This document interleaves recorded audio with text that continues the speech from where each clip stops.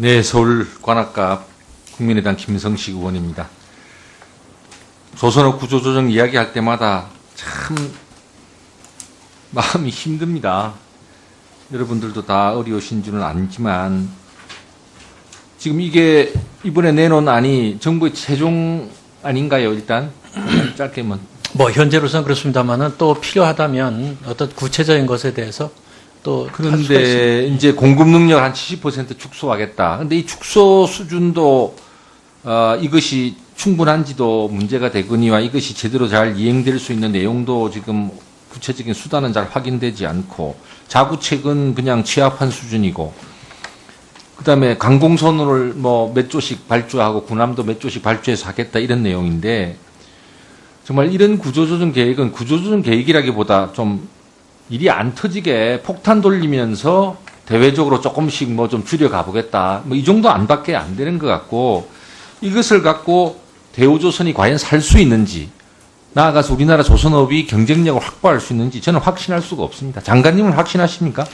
앞으로의 참 의원님과 같은 고민입니다. 앞으로의 진행을 좀 더 노력을 해서 봐야 됩니다. 그런데 대우조선의 뭐 특정사를 얘기합니다만 대우조선의 경우는 좀 전에 존경하는 이현주 의원님 질의에도 답변을 드린 바와 같이 엄청나게 많이 해야 될 것이고 그런 것으로 지금 나가고 있고요. 다른 사들은 그래도 또 물론 대우조선도 경쟁력이 있는 의원님 아시다시피 경쟁력이 있는 부분이 있습니다. 그 부분에 대해서는 우리가 아무리 정부 주도의 구조조정이라 할지라도 그것을 지금 뭐 어떻게 하는 것은 마땅치 않다고 보고요. 그래서 다른 사들도 조정을 하는데 물론 대우조선보다는 훨씬 더 지금 실제로 다른 양사는 구조조정에 상당히 그래도 그 뭐 좀 어느 정도는 그 성과가 있습니다. 앞으로도 계속되죠. 네, 그 정도 해가지고는요. 저는 보나마나 내년에 여기 계시는 우리 기획재정부 공무원들, 금융위 공무원들, 국민들 앞에 다시 한번 뭐가 잘못됐으니 한 번 더 이렇게 하겠습니다라는 대참회의 고백이 있을지도 모르겠다는 생각이 들 정도입니다. 그리고 지금 대우조선의 구조조정과 연관된 자구책 이행 플랜은 매우 진도가 낮다는 것은 세상이 다 아는 일이고 소난꿀 문제도 복잡한 상황입니다. 제가 이런 상태로 여러분께서 조선업 경쟁력 강화, 대우조선에 대한 구조조정을 할 수 있다고 말씀하시는 자체가 저는 상당히 믿을 수가 없고 어떻게 보면 상당히 무책임해서 또 한 번 국민들에게 걱정을 끼치겠구나 하는 생각이 들 정도입니다. 군함 예산도 마찬가지입니다. 여러분이 뭐 6조 6천억 들여서 발주하겠다는데 아니 막대한 금액의 군함을 조달하는 문제가 군 현대화 계획이 아니라 조선사 연명을 위해서 결정된다는 게 말이 되겠습니까? 여러분이 6조 6천원이라고 한 금액은 제가 다 살펴보니까 국방부가 2028년까지 건조하겠다는 잠수함 보유함 이런 거 다 포함해서 지금 6조 6천억 맞춰놨던데요. 이거 이래가지고는 안 되죠. 의원님 그 6조 6천억은 관공선이라든가 이런 것이 다 포함이 아니요. 관공선 7.5조는 또 좀 따로 있고요. 예. 아니 그래서 이런 형태로 저는 그 정부가 배 사줘서 물론 어려울 때 일부 사줄 수 있습니다. 관공선 포함한 거죠? 예. 일부 사줄 수가 있지만 이토록 이렇게 해서 그 이것으로 구조조정을 연명할 수 있다는 게 말이 되겠습니까? 아니, 의원님, 군함만으로 그렇게 할 수도 없고요. 그건 아닙니다. 그리고 국방부하고 협의를 해서 나오는 것이기 때문에. 숫자는 좀 이따 보도록 하고요. 그 다음에 예. 출자 전환 문제를 한번 좀 들어보도록 하겠습니다. 지금 수출입 은행 제가 출자 전환은 법률적으로 안 된다 그러니까 연구체를 좀 하실 모양이죠? 그래서 그것은 지금 채권단에서 좀 다시 회의를 해서 곧 발표. 연구체가 자본과 부채의 중간 영역이 있는 신종자본증권이죠. 그러니까 발행자 대우조선에게 자본이라면 투자자 수출입 은행에서는 주식이어야 맞는 거죠. 이제 물론 그렇게 보시기 들으면 그렇게 볼 수도 있겠습니다. 그런데 이것은 아니 그렇잖아요. 저 화면 한번 띄워보세요.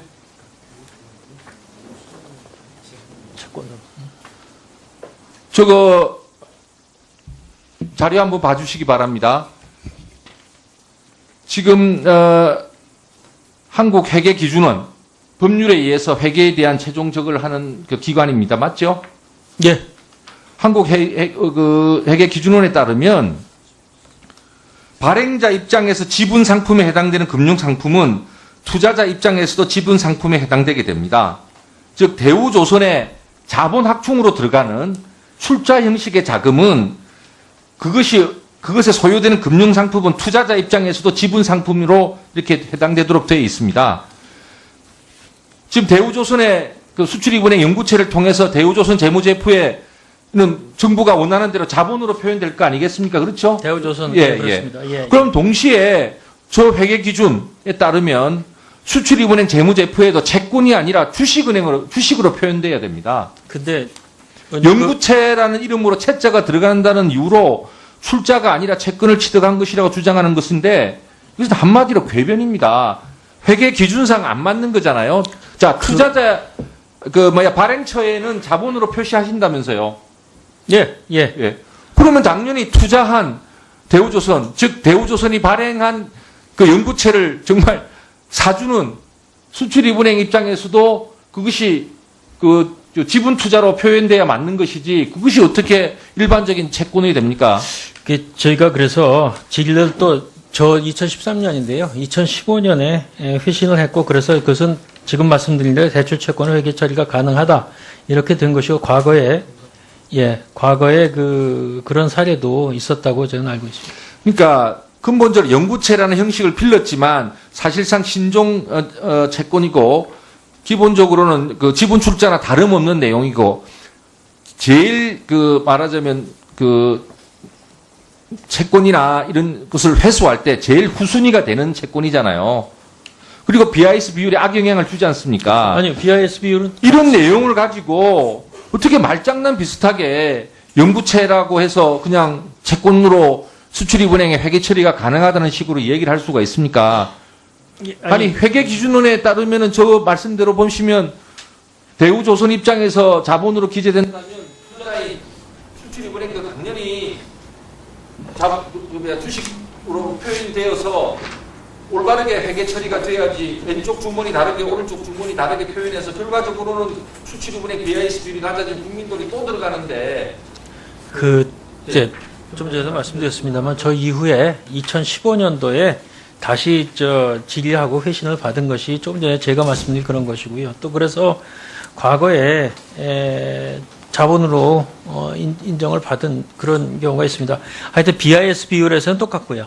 지금에는 나빠지는 거잖아요. 아니 그렇지 않습니다. 똑같은 150% 저기에서요. 위험감도 동일하기 때문에 아니 두 개가 그렇다는 거하고 어쨌든 연구체든 출자 전환을 하게 되면 수출입은행의 전체적인 BIS 비율은 떨어지잖아요. 아니 그것은 저기가 돼야 지금 여기서 채권으로 되면요.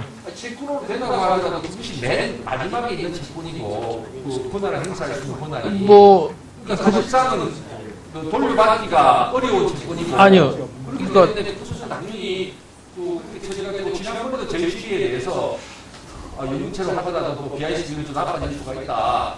예, 저도 근데 지금 저도 그 이후로 알아본 바로는 이게 후순위 꼭 그렇게 되는 것이 아니고요. 그래서 위험 가중치가 동일하기 때문에 이것은 BIS 비율이 나빠지는 게 아니다 하는 것입니다. 아니, BIS 비율이 당연히 나빠지죠. 네, 정리 좀 부탁드립니다. 아니요, 위험 가중치는 동일. 그래서 보세요. 지금 대우조선에게는 자본으로 들어가는 것이 분명하다면서요. 예. 대우조선에는 자본으로 들어가는 돈을 수출입은행에 보고 사라는 거 아닙니까? 연구체를 수출입은행에 인수하라는 거 아닙니까? 현재 대출 현재 대출 채권이 말하자면 당연히 주식을 취득하는 것이나 다름없는 거죠. 왜냐? 대우조선은 회계 규정에는 대우조선은 자본으로 취급하는데 그걸 어떻게 수출입은행이나 다른 형태로 할 수가 있냐는 말씀이죠. 그래서 눈 가리고 아웅하는 거잖아요. 아니 그래서 제가 전례를 말씀을 드리고요. 금감원 질의회신 결과가 2015년도에 두 번이 나왔다는 말씀을 드립니다. 그리고 아까 원칙을 위반하시면 정말 이후에 여러 국채은행을 다 이르는 힘께서 다 망가뜨리게 될 것이고 구조조정은 전문기관도 아닌 수출과 연관한 프로젝트 등의 주제된 업무를 쥐고 있는 수출입은행을 산업은행 같은 공시에서 이렇게 함부로 돈을 쓰고 국민들도 똑똑하게 하시면 안 된다고 생각합니다. 저는 이 책임을 끝까지 준수하는 겁니다. 나중에 꼭 질의하겠습니다. 네, 김성주 의원님 수고하셨습니다. 다음은 박명재 의원님 질의해 주시기 바랍니다. 부총리님, 예. 해운산업 경쟁력 강화 방안 수고를 많이 하셨어요. 보니까 여러 가지 그 노력들이 많이 담겨져 있는데요. 근데 이제 이 정부가 이 사업들을 계획을 끌고 가고 있는데 이 업계에서는 어떻게 보냐 하면은 우리 섞인 목소리가 좀 있어요. 이제 보게 되면은 우리 그 최상목 1차관이 지난번에 발표할 때까지 이 구체적인 자구 계획이 전제가 2018년까지 버텨본다. 버티는 걸 전제로 해서 만든 거죠. 맞죠? 뭐 버틴다는 말씀을 드리긴 그렇고요. 예, 제가 정리해. 그러니까 2018년 이후에는 업계 호황이 어느 정도 회복이 될 것이다. 그런 전제에서 출발된 거 아닙니까? 그렇게까지 회복이 예를 들면 작년에 볼 때만큼 그렇게 회복이 된다는 것은 아닙니다. 지금보다는 조금 나아질 것이다 이 정도이죠. 그죠. 그런데 이제 이 시황을 보게 되면은 그게 그렇게 전망이 밝지가 않거든요. 그 머스크사라고 있죠? 예, 그건 제일 해운사. 큰, 해운사 제일 큰 해운사의 그 CEO가 스코어든가요? 그 양반이 얘기를 했더라고요. 앞으로 해운 시장은 글로벌 톱 3의 점유율이 더욱 심화되고 10위권 밖의 중소해운사들의 점유율이 더욱더 떨어질 것이다. 이런 얘기를 했단 말씀입니다. 그래서 지금 이 세계 해운업이 전부 다 이 거대 해운사 위주로 재편되고 있어가지고 업황 회복이 그렇게 긍정적이지 않다. 이렇게 보고 있거든요. 그 점에 공감하시죠? 예, 좀 어렵습니다. 그래서 이게 지금 아까 말씀드린 대로 이게 굉장히 할 것이다. 이거 고통스럽게 지금 계속돼야 될 것이다. 이런 말씀 드린 겁니다. 그리고 뭐 컨설팅에서 잘 아시겠습니다. 보스턴 컨설팅도 지난 4일 날 보게 되니까 해운 시장이 2020년까지 선박 공급 과잉이 더욱 심화될 것이다. 그 보고서도 알고 계시죠? 예. 그런 내용이 있었어요. 네, 네. 뭐 일일이 다 어떻게 부정하게 아시겠습니까만. 그리고 이 해운 우인인 문제 있지 않습니까? 이것도 네. 현대상선에 잠깐만요. 무슨 말씀을 그렇게 하세요?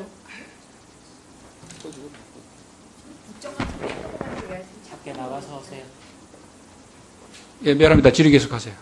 시간 좀 더 주세요. 질의하는데 이거 좀 질의 지장이 없도록 좀 해주세요. 자, 그 선박 운임도 보니까 이 9월달 한진해운이 법정관리 들어간 이후는 반짝 상승했다가 지금 점점 이 운임이 좀 하락되고 있는데요. 예. 그 보스턴 컨설팅이 선박 공급 과잉으로 2019년까지 연평균 최대 2.6%씩 지속적으로 하락할 것이다. 그것도 알고 계시죠? 운임 말씀입니다. 예, 그렇습니다. 운임도 그렇고요. 지난번에 한진해운이 법정관리 들어갈 때 아시아 미주 노선이 정부 기대와 달리 오히려 현대상선 대신에 중국, 일본 해운사들이 점유율이 더 늘고 있고요. 또 그렇더라고요.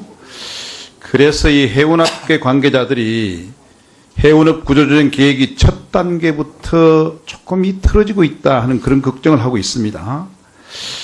그래서 이제 문제는 해운 시장의 전망부터 너무 좀 긍정적으로 보고서 시작한 게 사실이냐. 다시 꼼꼼히 전망을 갖다 점검해야 된다. 이런 얘기가 지적되고 있습니다. 부총님이나 우리 차관님 한번 대답 한번 해보시죠. 어떻습니까? 예, 그걸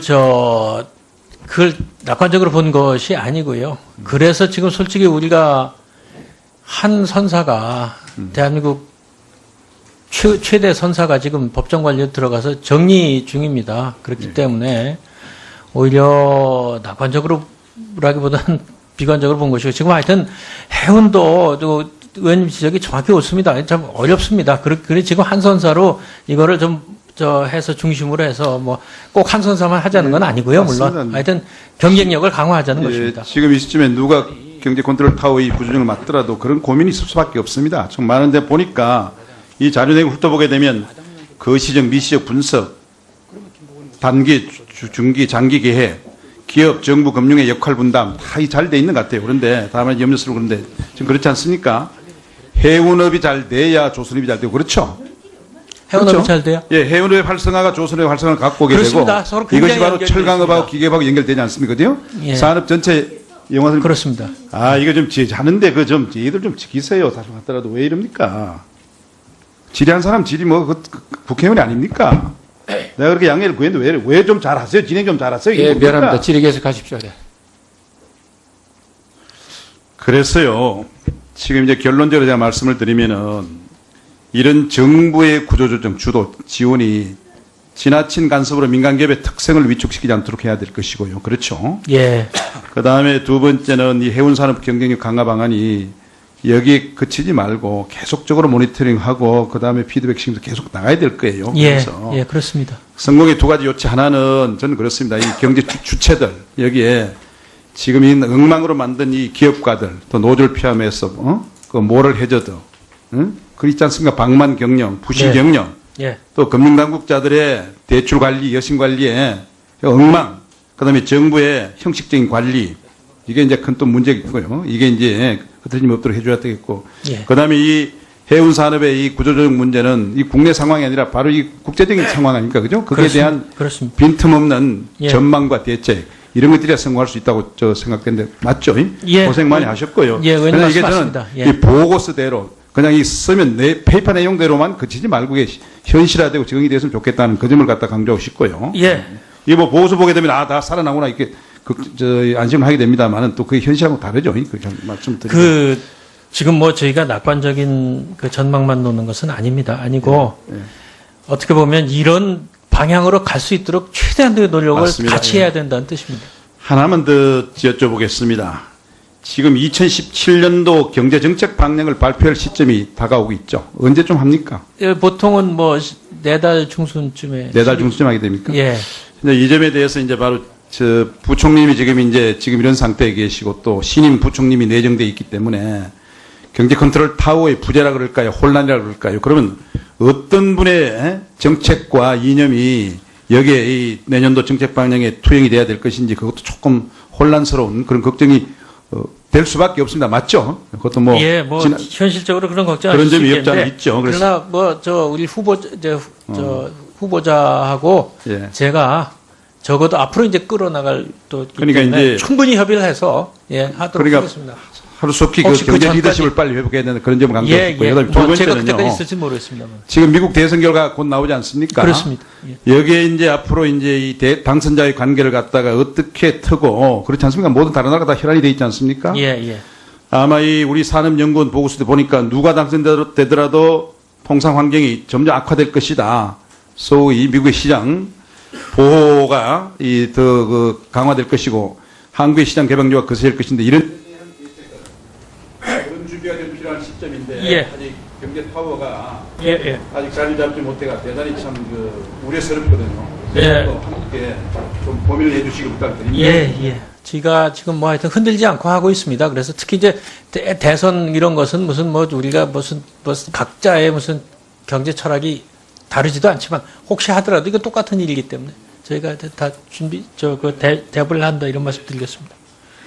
네, 방병재 의원님 수고하셨습니다. 다음은 네, 하시죠. 네, 조금 전에 제가 우리 부총님과 질의하는 과정 속에서 한국회계기준원의 회계가 기준이 2015년도에는 재해석됐고 바뀌었다라는 말씀을 해주셨죠. 예, 금감원. 예, 그 자료를 예. 저한테 지금 바로 주시기를 바랍니다. 그렇겠습니다. 두 번째로 군함 아까 6.6조였고요. 예, 그 당연히 뭐 예. 7.5조에 포함되어 있는데 6.6 군함 6.6조 맞습니다. 맞잖아요. 예, 죄송합니다. 호위함이니 뭐 이런 걸 제가 착각을 예, 했습니다. 군함 6.6조에 대해서 필요한 시기 또 전체 금액 등에 대해서 이렇게 매트릭스로 짜서요. 예, 이 예. 자료도 빨리 내주시기 바랍니다. 알겠습니다. 네, 이상입니다. 네, 다음은 박영선 의원님 질의해 주시기 바랍니다. 네, 그 전에 의사진행 발언하겠습니다. 국회법에 그 질의 순서와 관련해서 해당 의원끼리 양해가 됐거나 아니면 그 당의 간사가 순서는 얼마든지 바꿀 수 있는 건데 새누리당의 간사님은 무슨 법에 근거해서 해당 의원이 반드시 출석해가지고 그 의원의 양해를 구한 다음에 그 다음에 순서를 바꾸든지 그렇게 해야 된다는 그런 관례로 운영되지도 않았고요. 새누리당 간사님이 그런 식으로 전횡을 휘두르면서 위원장 자리에 앉아서 회의를 진행해도 되는 겁니까? 제가 좀 설명을 드리겠습니다. 행정실에 물어보니까 관례로 의원님들이 계신 분들끼리 순서를 바꿀 수 있다고 그렇게 합니다. 그래서 이렇게 한 거고요. 아니, 그게 법에도 그다음에 없는 얘기고요. 말씀을 제가 설명을 올리겠습니다. 지금까지 그렇게 진행되지 않았습니다. 아니, 저는 행정실에 물어봐가지고 그 의견대로 의사 진행을 행정실장님 하는 여기에 대해서 겁니다. 답변해 주세요. 질의 순서는 의원들 간에 얼마든지요. 전화 통화나 뭐 아니면 네. 여러 가지 상황에 순서는 의해서 바꿀 수 있는데 바꿀 수 있는 건데요. 뒤에 아니 위원장님이 무슨 의원님들도- 권한을 가지고 제가 권한이 네? 아니고 지금 행정실에서 그렇게 쭉 민주당이- 운행했다고 하기 때문에 그런 민주당이 겁니다. 요구하면 안 들어주시는 거예요? 예? 무슨 말씀을 그렇게 하세요? 국정감사 때도요. 새누리당 간사 때문에 우리가 증인 채택을 못했어요. 그런데 저희가 지금 참고 간사는 있는 거예요. 증인 간에 협의해서 정한 네? 겁니다. 저희가 지금 참고 있는 거고 상임위에서 싸우기 싫어서 지금 가만히 있는 거예요. 그동안에 새누리당 간사가 휘두른 그 전횡에 대해서 저희가 기자회견할까요? 네? 기자회견 하십시오. 최순실과 관련된 증인 단 한 명도 못 받는다고 지금까지 그랬잖아요. 누가 최순실하고 해서 그런 적 있습니까? 그렇게 억지 말씀하지 마세요. 뭘 억지 말씀을 하지 마세요. 최순실 간사 반대를 누가 제대로 하세요. 했습니까? 간사 제대로. 최순실 반대를 누가 했습니까? 예, 질의해 주십시오.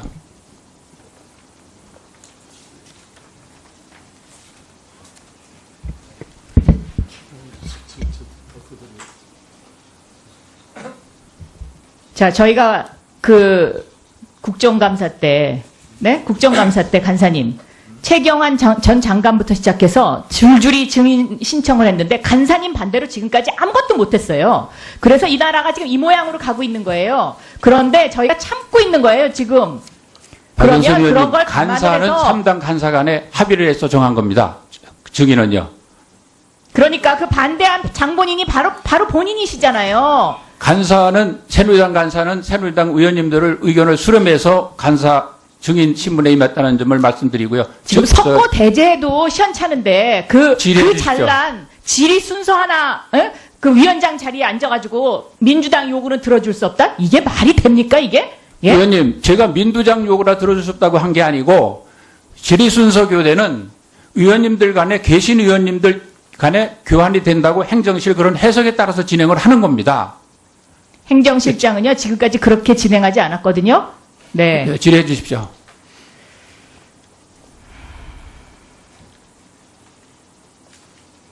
유일호 부총리께서는 오늘 해운 구조조정, 조선산업 구조조정을 발표를 하셨는데요.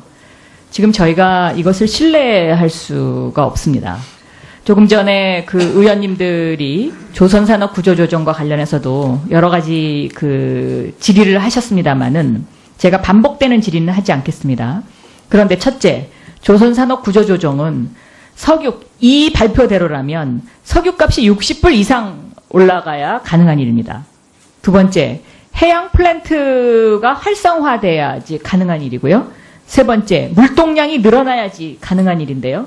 지금 이 세 가지 조건이 현재로서는 다 어둡고 또 현실적으로 일어나기 힘든 그러한 것들인데 어떻게 해서 조선산업 구조조정을 이렇게 세 회사 3사 체제를 유지한다는 근거가 되는지 저는 첫째 그 근거가 굉장히 약하다고 생각하고요.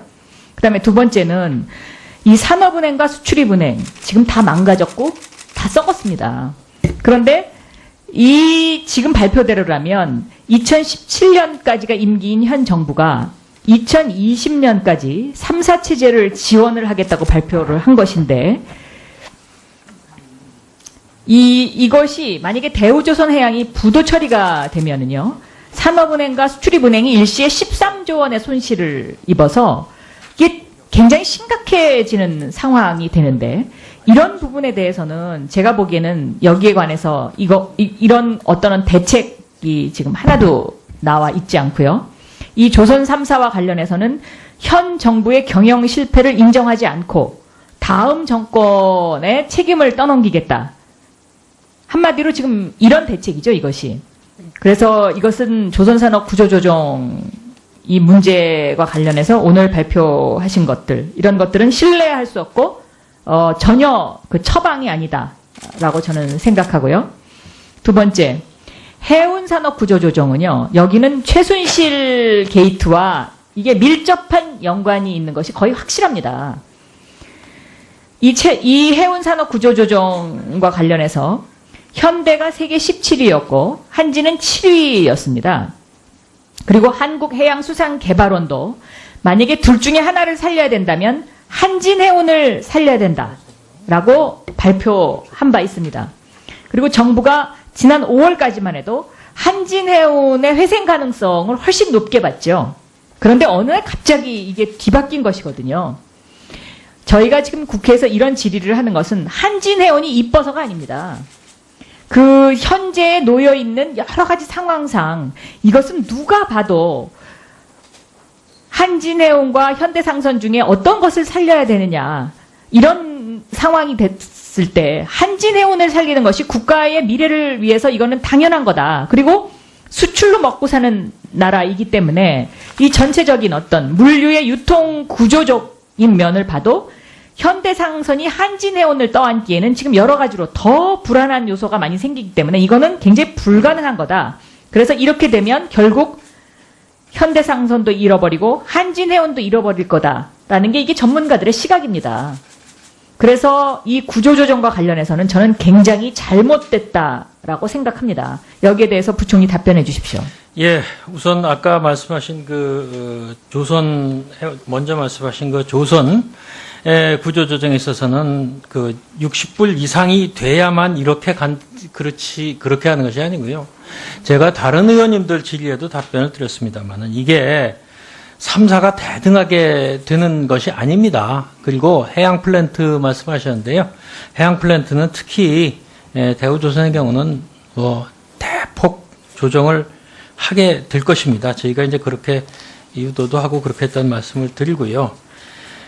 한진해운과 현대상선 해운업 쪽에서는 현대상선의 경우는 이른바 저희가 내세운 원칙에 의해서 첫째 자구 노력을 했고 그 결과 용선료 협상에 성공을 했고 그렇기 때문에 그것이 결국 이 정도나마 된 것이고요. 한진해운은 그 자구 노력부터가 어긋나고 그러다 보니 용선료 협상도 제대로 안 돼가지고 지금 용선료를 깎아내질 못한 것입니다. 그런 원칙에 의해서 하다 보니까 그런 것이고 지금 이 특별히 한진해운 또 해양수산연구원 자료는 5월 22일에 그냥 현재 매출액 그 당시에 단순 가정을 근거로 해서 우위에 있다는 그런 뜻이고 저희도 한 4월쯤에는 한진이 우위에 있지 않는가 이렇게 생각을 해봤습니다만은 그 원칙에 의해서 추진해 나가는 데 있어서는 전혀 반대로 돼버린 결과가 되었다. 그래서 지금 이렇게 된 것이지 무슨 한진을 특별히 나쁘게 하려고 했다든가 이런 것은 결코 아니다는 말씀을 드립니다. 저는 지금 부총리 답변이 굉장히 수박 겉핥기다라고 생각합니다. 한국해양수산개발원의 보고서도 지금 부정을 하고요. 그렇게 말씀을 하시는데 이 한진해운과 현대상선 이 문제는 저는 굉장히 심각한 문제다라고 생각하고 있습니다. 이것이 미르 K스포츠 재단 출연금하고 영향이 있고 또 평창 동계올림픽 조지위원장 사퇴 압력과도 저는 영향이 있다고 보고 이러한 정책 결정을 하는 대한민국 정부에 정말 창피하고 좀 자괴감이 듭니다. 그래서 이런 어떤 구조조정을 지금에 와서야 발표하는 기획재정부도 저는 좀 굉장히 실망스럽습니다. 그동안에 이걸 몇 번을 미뤘잖아요? 그 몇 번을 미룬 이유가 최순실 씨한테 허락을 못 받아서 그런 거 아니에요? 이제 감옥 들어갔으니까 이제 발표하시는 거죠? 의원님, 해운업은 이미 결론이 나 있는 것이고요. 지금 요번에 나오는 것은 해운업의 장기 발전 방안이 나온 것이고 거기에 어떻게 최순실이라는 사람이 관여를 할 수가 있었겠습니까? 그건 전혀 사실이 아니다는 말씀을 드리고요. 조선은 또 조선대로 정말 빨리 하려고 아까 어떤 의원님 왜 이렇게 또 이 정도를 가지고 이 정도밖에 못하면서 빨리 하느냐고 그러는데 저희로서는 이거라도 지금 빨리 해야 된다는 그런 것입니다. 저희가 물론 진선지미안을 못 들은지 모르겠습니다만은 그렇기 때문에 이것은 최순실이라는 특정인하고 아무 관계없다는 말씀을 다시 드립니다. 출입은행 제가 여러 가지 문제가 있는 그거는 조사하고 있습니까? 예, 그거 내부 조사 1차 한번 저희가 한 거 아직도 하고 있나요? 예. 그러면 조사한 결과를 보고하셔야죠. 예, 아직 결론이 안 난 것으로 알고 있습니다. 예.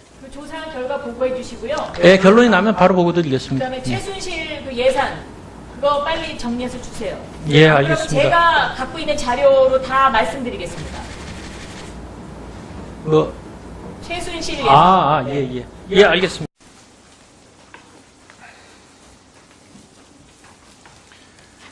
네, 서울 관악갑 국민의당 김성식 의원입니다. 조선업 구조조정 이야기할 때마다 참 마음이 힘듭니다. 여러분들도 다 어려우신 줄은 알지만 지금 이게 이번에 내놓은 안이 정부의 최종 아닌가요? 일단 짧게만.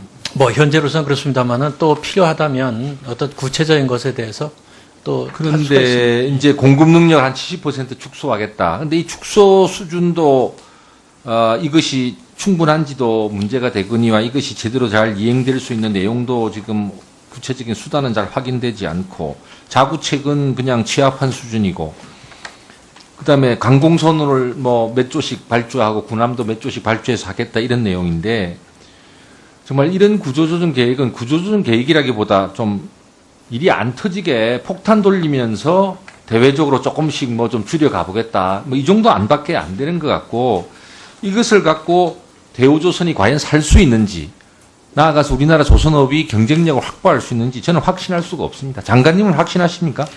앞으로의 참 의원님과 같은 고민입니다. 앞으로의 진행을 좀 더 노력을 해서 봐야 됩니다. 그런데 대우조선의 뭐 특정사를 얘기합니다만 대우조선의 경우는 좀 전에 존경하는 이현주 의원님 질의에도 답변을 드린 바와 같이 엄청나게 많이 해야 될 것이고 그런 것으로 지금 나가고 있고요. 다른 사들은 그래도 또 물론 대우조선도 경쟁력이 있는 의원님 아시다시피 경쟁력이 있는 부분이 수출 이번에도 당연히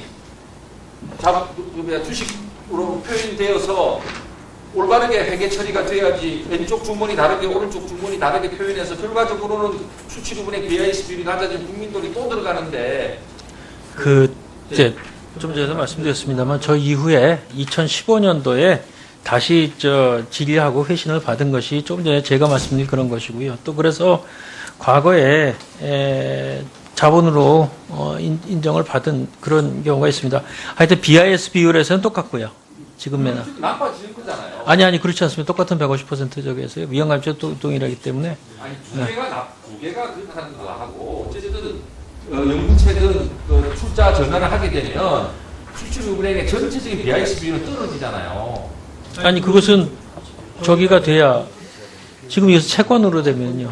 채권으로 된다고 하더라도 그것이 맨 마지막에 있는 채권이고 그 권한을 행사할 수 있는 권한이 그러니까 사실상은 돌려받기가 어려운 채권이고 아니요. 그러니까 그것은 당연히 그렇게 처리가 되고 지난번에도 저희 시기에 대해서 영구채로 하더라도 BIS 비율이 좀 나빠질 수가 있다. 네, 저도 근데 지금 저도 그 이후로 알아본 바로는 이게 후순위 꼭 그렇게 되는 것이 아니고요. 그래서 위험 가중치가 동일하기 때문에 이것은 BIS 비율이 나빠지는 게 아니다 하는 것입니다. 아니 BIS 비율이 당연히 나빠지죠. 네, 정리 좀 부탁드립니다. 아니요, 위험 가중치는 동일. 그래서 보세요. 지금 대우조선에게는 자본으로 들어가는 것이 분명하다면서요. 예. 대우조선에는 자본으로 들어가는 돈을 수출입은행 보고 사라는 거 아닙니까? 영구채. 그 정부가 배 사줘서 물론 어려울 때 일부 사줄 수 있습니다. 항공수 포함한 거죠? 예. 일부 사줄 수가 있지만 이토록 이렇게 해서 이것으로 구조조정을 연명할 수 있다는 게 말이 되겠습니까? 아니, 의원님, 군함만으로 그렇게 할 수도 없고요. 그건 아닙니다. 그리고 국방부하고 협의를 해서 나오는 것이기 때문에. 숫자는 좀 이따 보도록 하고요. 그 다음에 예. 출자 전환 문제를 한번 좀 들어보도록 하겠습니다. 지금 수출입은행 제가 출자 전환은 법률적으로 안 된다 그러니까 영구채를 좀 하실 모양이죠? 그래서 그것은 지금 채권단에서 좀 다시 회의를 해서 곧 발표. 영구채가 자본과 부채의 중간 영역이 있는 신종자본증권이죠. 그러니까 발행자 그렇게, 대우조선에게 자본이라면 투자자 수출입은행에서는 주식이어야 맞는 거죠. 이제 물론 그렇게 보시기 들으면 그렇게 볼 수도 있겠습니다. 그런데 이것은 아니 그렇잖아요. 저 화면 한번 띄워보세요.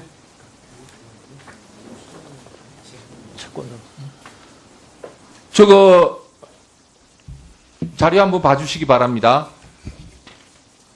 지금 한국회계기준원 법률에 의해서 회계에 대한 최종 적을 하는 그 기관입니다. 맞죠? 예. 한국회계기준원에 따르면 발행자 입장에서 지분 상품에 해당되는 금융 상품은 투자자 입장에서도 지분 상품에 해당되게 됩니다. 즉 대우조선의 자본 확충으로 들어가는 출자 형식의 자금은 그것에 소요되는 금융상품은 투자자 입장에서도 지분상품으로 이렇게 해당되도록 되어 있습니다. 지금 대우조선의 그 수출입은 있습니다. 그 부분에 대해서는 우리가 아무리 정부 주도의 구조조정이라 할지라도 그것을 지금 뭐 어떻게 하는 것은 마땅치 않다고 보고요. 그래서 예, 다른 예. 사들도 조정을 하는데 물론 대우조선보다는 훨씬 더 지금 실제로 다른 양사는 구조조정에 상당히 그래도 그 뭐 좀 어느 정도는 그 성과가 있습니다. 앞으로도 계속되죠. 네, 그 정도 해가지고는요, 저는 보나마나 내년에 여기 계시는 우리 기획재정부 공무원들, 금융위 공무원들, 국민들 앞에 다시 한번 뭐가 잘못됐으니 한 번 더 이렇게 하겠습니다라는 대참회의 고백이 있을지도 모르겠다는 생각이 들 정도입니다. 그리고 지금 대우조선의 구조조정과 연관된 자구책 이행 플랜은 매우 진도가 낮다는 것은 세상이 다 아는 일이고 손안골 문제도 복잡한 상황입니다. 제가 이런 상태로 여러분께서 조선업 경쟁력 강화, 대우조선에 대한 구조조정을 할 수 있다고 말씀하시는 자체가 저는 상당히 믿을 수가 없고 어떻게 보면 상당히 무책임해서 또 한 번 국민들에게 걱정을 끼치겠구나 하는 생각이 들 정도입니다. 군함 예산도 마찬가지입니다. 여러분이 뭐 6조 6천억 들여서 발주하겠다는데 아니 막대한 군함 금액의 군함을 조달하는 문제가 군 현대화 계획이 아니라 조선사 연명을 위해서 결정된다는 게 말이 되겠습니까? 여러분이 6조 6천원이라고 한 금액은 제가 다 살펴보니까 국방부가 2028년까지 건조하겠다는 잠수함 보유함 이런 거 다 포함해서 지금 6조 6천억 맞춰놨던데요. 이거 이래가지고는 안 되죠. 의원님 그 6조 6천억은 관공선이라든가 이런 것이 다 포함이 아니요, 되는 강공선 7.5조는 또 좀 따로 있고요. 예. 아니, 그래서 이런 형태로 저는 은행 연구체를 통해서 대우조선 재무제표에는 정부가 원하는 대로 자본으로 표현될 거 아니겠습니까? 그렇죠? 대우조선 예, 그렇습니다. 예. 그럼 동시에 저 회계 기준에 따르면 수출입은행 재무제표에도 채권이 아니라 주식으로 표현돼야 됩니다. 근데 연구체라는 이름으로 채자가 들어간다는 이유로 출자가 아니라 채권을 취득한 것이라고 주장하는 것인데 이것은 한마디로 궤변입니다. 회계 기준상 안 맞는 거잖아요. 자, 투자자 발행처에는 자본으로 표시하신다면서요. 예. 예. 그러면 당연히 투자한 대우조선, 즉 대우조선이 발행한 그 연구체를 정말 사주는 수출입은행 입장에서도 그것이 그 지분 투자로 표현돼야 맞는 것이지 그것이 어떻게 일반적인 채권이 됩니까? 저희가 그래서 질의를 또 저 2013년인데요. 2015년에 회신을 했고 그래서 그것은 지금 말씀드린 대로 대출 채권을 회계 처리가 가능하다 이렇게 된 것이고 과거에 그런 사례도 있었다고 저는 알고 있습니다. 그러니까 근본적으로 연구체라는 형식을 빌렸지만 사실상 신종 채권이고 기본적으로는 그 지분 출자나 다름없는 내용이고 제일 말하자면 채권이나 이런 것을 회수할 때 제일 후순위가 되는 채권이잖아요. 그리고 BIS 비율에 악영향을 주지 않습니까? 아니요, BIS 비율은 이런 내용을 가지고 어떻게 말장난 비슷하게 연구체라고 해서 그냥 채권으로 수출입은행의 회계 처리가 가능하다는 식으로 얘기를 할 수가 있습니까? 아니 회계 기준론에 따르면은 저 말씀대로 보시면 대우조선 입장에서 자본으로 기재된다면